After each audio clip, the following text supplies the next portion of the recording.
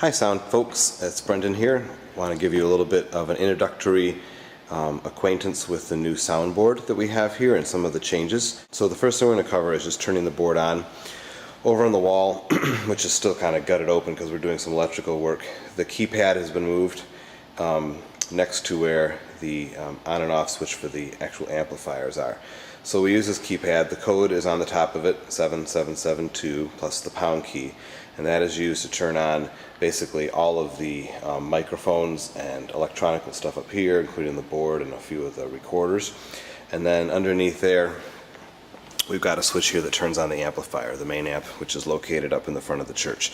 So we're going to start with turning this on,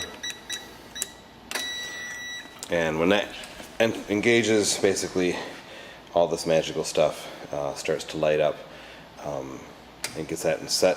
And then afterwards we turn on this button right here, which fires up the actual amplifier. It's important to do the sequence in that order: keypad first, and then the amplifier, and then when we're turning this system off, we turn this off first, wait about 20 seconds, longer than we have in the past, and then do the keypad. Okay, so the basic layout of the board. This board's set up a little different than the ones we had before in that the main volume controls, left and right, are located in the center section of the board. So the board is divided into three parts. We have channels 1 through 16 over on this side. We have some main controls for group, left and right, and main outs. And then on this side of the board we have channels 17 to 32. I've located most of the stuff that we're going to want to use on the right hand side of the board, right by where your hand would be if you were resting your hand here. And so we've got now 4 different lapel microphones, 3 of which are the ones we've been using before, Preacher Assistant and Children's, plus a 4th one which is an extra one which we can use.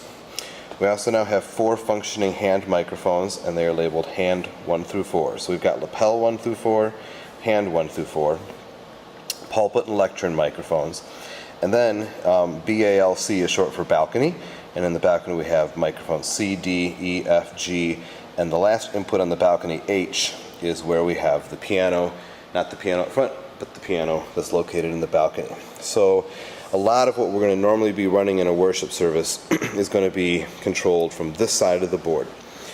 The yellow sliders right in the middle here are the left, right, and main. These sliders always stay up, so at the end of using the board, just leave them where they are. They should be at unity gain, and we're good to go right there.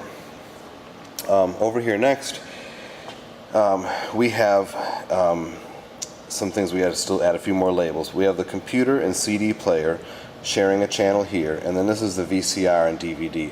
And if you go up on the board higher, it's a stereo channel, so this actually controls for the individual components.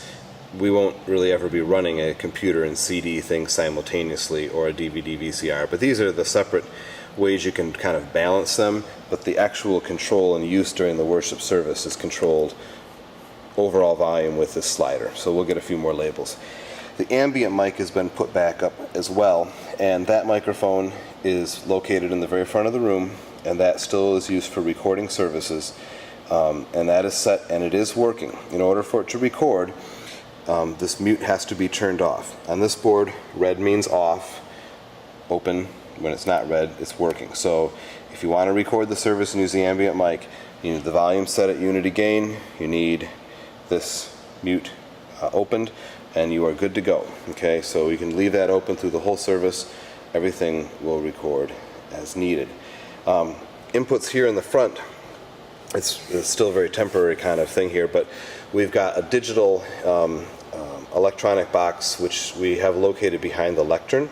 It's an 8 input box for microphone cables, and those 8 inputs correspond with these 8 ones right here, which when we use the piano, for example, in the front of the room, the grand piano, we would put a microphone and wrap it around. We'd take it through the back hallway around there and then bring it around behind through that door and plug it in. Probably just to number 1 would be the obvious one to use, and then you would control it from here. Okay? So that's the basics of it. A couple things that are important to note that when TSI was out here, and I had a really helpful sound tech helping me out, when you are done with the board using it, please mute everything, okay? With the exception of the ambient mic, you can leave that open. It's very important when turning on and plugging in and unplugging microphones from wall jacks or up in the front of the room, any mics that use phantom power choir mics, any of that kind of stuff.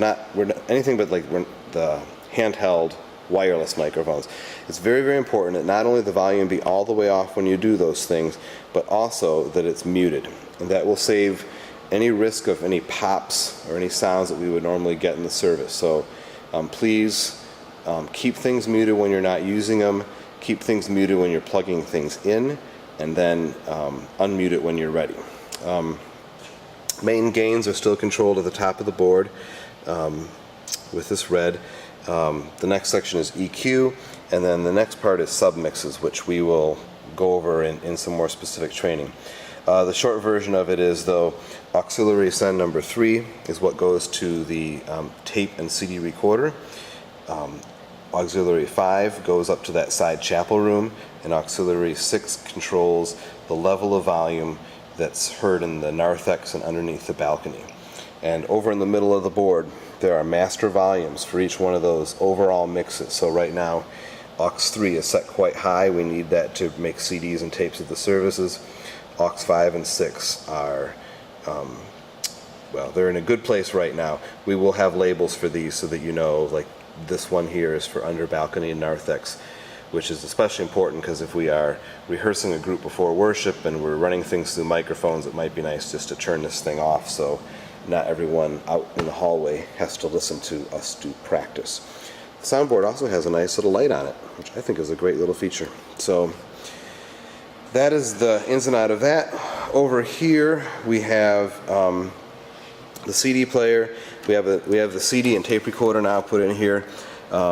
Essentially that is, you can record simultaneously. I mean, the tape recorder should be pretty obvious how to do that. Hit the record and go. With the CDs, there's an open and close for using the tray. Put the discs in when you are ready to record a service.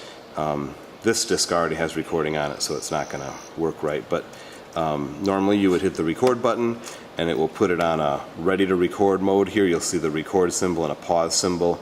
And then to begin recording, simply hit the pause button and it will roll. And you can push the record button at any time while it's recording to add tracks, which is very helpful if we're recording a sermon, you know, to make a new track, a fresh track before a sermon starts and after a sermon ends.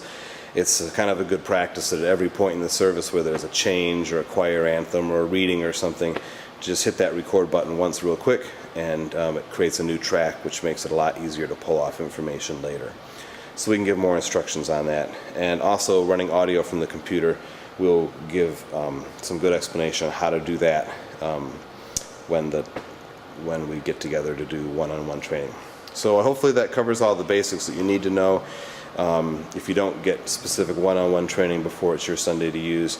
But everything is very straightforward. You know, give out your microphones, set your volume to about unity gain, turn off the mute, and you're good to go. So there's no real tricks to it.